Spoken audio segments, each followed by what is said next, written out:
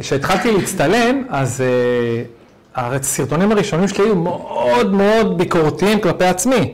אני מדבר טוב, אני מגמגם, אני נראה טוב, אני לבוש טוב, אני אומר נכון. ואז אתה מוחק, ואז אתה עוד פעם מקליט, ואז פעם אתה מוחק 200 פעם, לעלות סרטון. עכשיו עד שאתה מעלה אותו, וואי, זה יצא טוב, תקשיבו, זה סרט. אבל מה שחשוב זה התוכן בעצם. אבל בהתחלה אתה לא רואה את זה, אתה עם עצמך, אתה יודע, זה לא קל בהתחלה, כל הצילומים האלה. וכשאתה עובר את השלב הזה, זה כיף. כי פתאום המצלמה פשוט נשלפת ואתה מתחיל פשוט לחפור. ואז אתה מגלה גם שאתה אוהב לדבר הרבה, וזה כיף.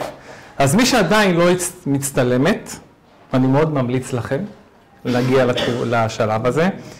מי באמת מפעילה מצלמה ומדברת? אף אחת, אה? מפחיד, אה? מי שכאן כנראה אף אחת. על מה לדבר? זה הקטע. למה את רואה אח הגדול? מה יש באח הגדול? עזבי, לא היא. רוב האוכלוסייה, למה אנחנו רואים את זה? מה יש שם?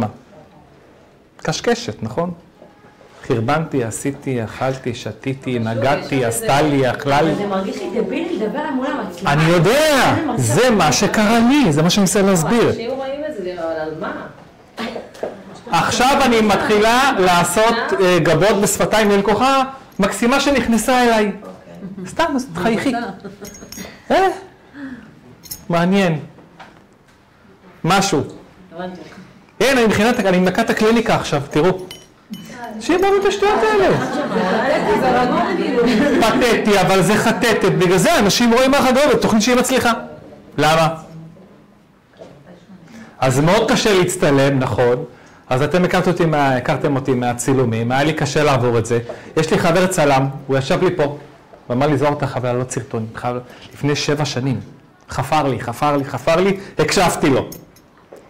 וזה הנה, תראו, אתם פה בגלל זה.